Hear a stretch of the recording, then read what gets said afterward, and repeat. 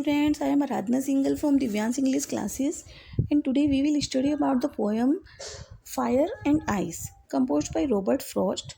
And we read about the very first poem written by Robert Frost. The name of the poem was Dust of Snow. Okay, and the main moral of this poem is that we human will perish to live on earth.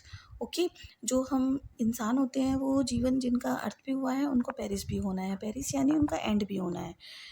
If we keep our hate and greed alive, but जब हम अपने hate को, अपनी नफ़रत को और grid को alive रखेंगे तब हमारा एंड क्या हो जाएगा, बहुत जल्दी हो जाएगा।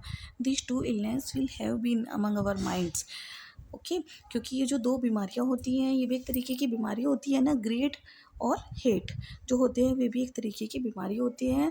तो उनसे क्या हो जाएगा, हमारा माइंड जो है वो इलनेस से फील हो जाएगा। So in order to live a good life on earth, यदि हमें इस अर्थ पर एक अच्छा जीवन जीना है, we must give up these evil things. तो हमें ग्रेड और हेट जैसी इविल थिंग्स को गिव अप यानी कि त्यागना पड़ेगा। Okay and this poem is composed by Robert Frost, an American poet. So let's read the poem. And the word fire stands for desire and the ice stand for hate. Okay, so let's move to the poem. Firstly, we will discuss about the difficult words and the simple meaning of these words. Okay, our first word is desire, and the meaning of desire is strong wish. And second word is favor. What is the meaning of favor? Liking for someone or something, यानी जब हम किसी चीज़ को like करते हैं या किसी इंसान को पसंद करते हैं तो हम उसको बोलते हैं फेवर। ओके, और पेरिस क्या होता है, पेरिस होता है नष्ट होना यानी कि die. Enough, the meaning of enough is sufficient यानी कि पर्याप्त। ओके, एंड डिस्ट्रक्शन क्या होता है, डिवेस्टेशन और एक्सटिंक्शन यानी कि किसी चीज़ का अंत हो जाना, विनाश हो जाना। एंड सफाइस क्या होता है, the meaning of suffice is sufficient और सेटिस्फैक्ट्री यानी कि संतुष्टिपूर्ण। Okay, so let's proceed the poem.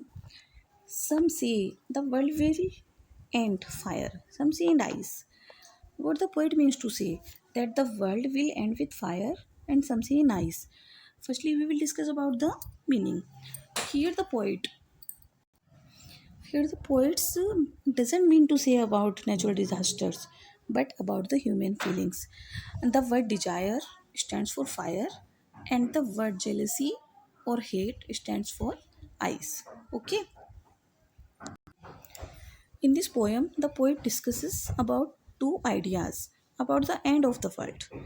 The very first idea, that the world will end in fire. The poets mean to say about this that when the layer of earth will be heated so much, जब जो धरती की layer है वो इतनी ज़्यादा heat हो जाएगी, इतनी ज़्यादा गर्म हो जाएगी, and the fire will be around on the other fire will be around all where. Okay, चारों तरफ हमारे क्या होगा, आग ही आग होगी। Okay, and on the other hand, और दूसरी तरफ क्या होगा, when the temperature of the earth will become so down, यानी कि जब जो टेम्परेचर है अर्थ का, धरती का इतना डाउन हो जाएगा, and cause of this there will be ice everywhere, चारों तरफ बर्फ ही बर्फ होगा, तो क्या होगा, वर्ल्ड विल बी एंड, जो दुनिया है वो उसका एंड हो जाएगा। So what the meaning of poet about saying fire here, है ना, फायर को यूज़ करने का क्या मतलब है पोइट का। The poet means that fire is desire. क्या है हमारी फायर, एक तो हमारी इच्छा है, एक लस्ट है, लस्ट मीन्स वासना। ग्रीड क्या है, लालच। Okay, that may be any materialistic things, जो किसी भी मेटेरियलिस्टिक थिंग में हो सकता है ना, ये सारी चीज़ें किसी भी इंसान के अंदर आ सकती हैं, लस्ट भी आ सकती है, ग्रीड भी, डिजायर भी।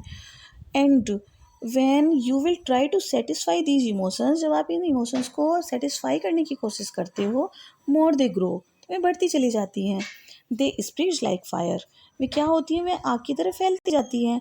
And engulf your entire life, और आपके पूरे जीवन को निगल लेती है। तो फायर क्या करती है, फायर आपकी लाइफ को एंटायरली एंड कर देती है ना।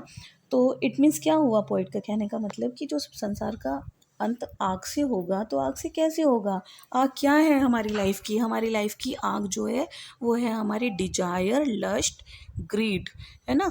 ये सारी चीज़ें हमारी क्या होती हैं, हमारी इच्छाएँ, हमारी वासनाएँ, हमारी लालच, क्या होता है, ये सब आग होती हैं, है ना?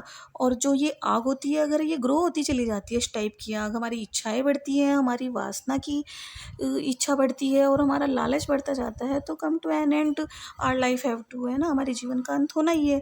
ओके, ये हमारे जीवन को निगल लेती है। तो इट मीन्स पोइट ने यहाँ पे फायर किसके रेफरेंस में यूज़ किया है? फायर रेफरेंस में यूज़ किया है हमारी इच्छाओं के बढ़ने के रेफरेंस में, है ना? Now the poet talks about ice. अब किसके बारे में पोइट ने बात की है सेकेंड लाइन में? आइस के बारे में। कुछ लोग कहते हैं कि आइस से एंड होगा दुनिया का, बट आइस से कैसे होगा? आइस स्टैंड्स फॉर, किस किस के लिए स्टैंड्स करता है? हेटर्ड, घृणा करते हैं यानी जेलस होते हैं, है ना? And human insensitivity, human insensitivity यानी जब हमारी मानवीय जो इच्छा है फ़ील करने की, सेंसिटिविटी है यानी कि जो भावुकता है वो ख़त्म हो जाती है। जब हम दूसरों के दुःख को फ़ील नहीं करते, that is called human insensitivity. The poet means to say that ice stands for hatred and human insensitivity, है ना? हम किसकी बात कर रहे थे? आइस की। तो आइस से पोइट का मतलब है कि जो व्यक्ति किसी से जेलसी करता है ना? And not to have emotions for others, जिसके मन में किसी के लिए फीलिंग नहीं होती, है ना? तो क्या होता है, उसका जो इनर डिस्ट्रक्शन है वो हो जाता है उसका। तो जब उसका इनर डिस्ट्रक्शन हो जाता है यानी उसके फीलिंग, उसके मन में जो फीलिंग्स होती है वो ख़त्म हो जाती हैं, तो क्या होता है, एंड तो होना ही है लाइफ का, है ना? जब लोग एक दूसरे से चिढ़ने लग जाते हैं, वो अंदर अंदर इतना डिस्ट्रक्शन उसका हो जाता है कि जो ये चिढ़ने की फीलिंग है उसको अंदर ही अंदर इतना डैमेज कर देती है, he has to come to an end, उसका अंत होना ही होता है। Okay, so ice also come to death.